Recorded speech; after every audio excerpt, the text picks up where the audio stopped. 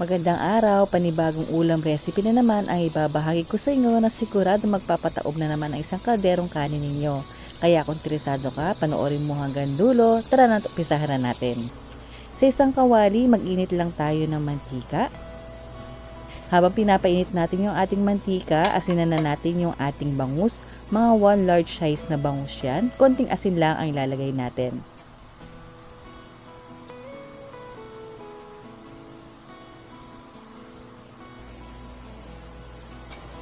Pagkatapos nating asinan, prituhin na natin ang mga ito. Sa recipe na ito, pwede kayong gumamit kahit anong klase na isda na nais ninyo.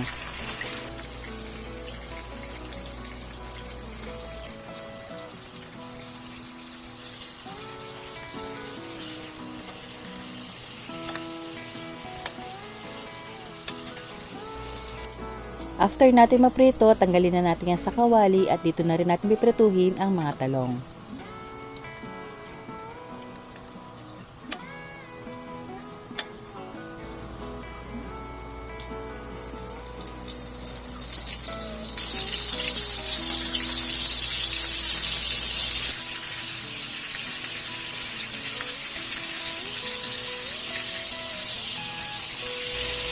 Once luto na yung ating mga talong, tanggalin muna natin yan sa kawali at iset aside muna natin yan.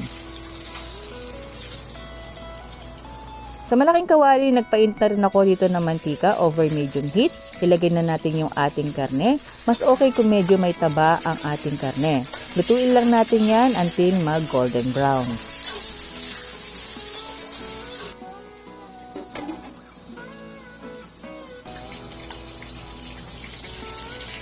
Once na golden brown at nagmantika na kagaya nito, bawasan muna natin yung mantika at dito na natin gigisa yung ating bawang, sibuyas, kamatis at ng mga sili.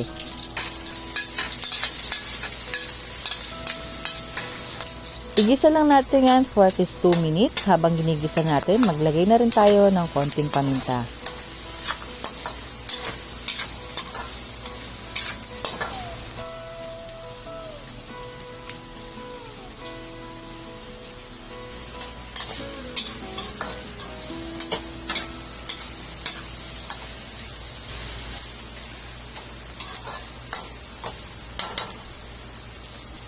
After 2 minutes sa pagkakagisa, ilagay na natin dito yung ating bagoong alamang. Make sure na nahugasan natin ito mabuti at malinisan na natin. Igisa lang natin for at least 2 minutes. So after 2 minutes ng pagkakagisa, maglalagay na tayo dito ng vinegar. Ang vinegar ay nakakatulong para mabawasan yung alat ng ating bagoong alamang. Simmer lang natin yan, huwag nating hahaluin for at least 1 minute. After 1 minute, maglalagay na tayo dito ng asukal para lang pambalansin ng lasa ng ating dish. And then maglalagay na rin tayo dito ng tubig. Ang dami ng tubig ay depende sa karne na ginamit ninyo. Haluin lang natin yan mabuti at takpan. Lutuin lang natin yan until lumambot yung ating karne at mabawasan yung tubig ng ating dish.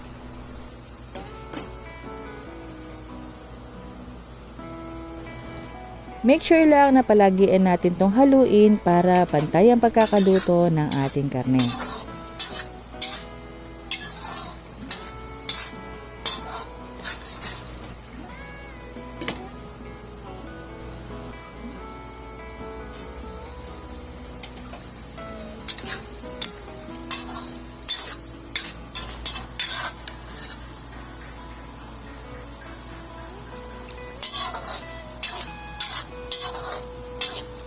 Once malambot na yung ating karne at nagmantika na kagaya nito, pwede na nating ilagay yung ating napritong mga bangus. Isimmer lang natin yan for at least 1 minute.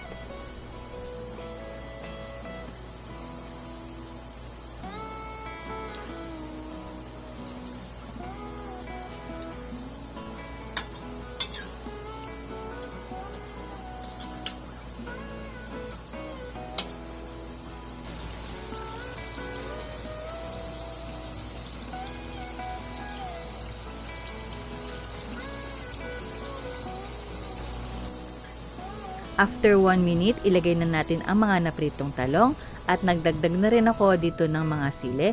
Pero ito ay optional lamang, pwede nyo namang hindi lagyan kung ayaw nyo ng sobrang anghang. At kung umabot ka sa part ng video na ito ay paki-comment na lang po sa baba kung taga saan kayo para malaman ko kung hanggang saan lugar inabot ang video na ito. At kung bago ka pa lang sa akin channel, huwag mong kalimutang mag-subscribe, i-like at i-share ang video na ito. Maraming salamat! And that's it, ihanda na ang kanin at ready to serve na ang ating binagoong, binagoong bangus. I hope nagustuhan niyo po ang recipe natin for today. Maraming salamat po at ingat palagi. Bye!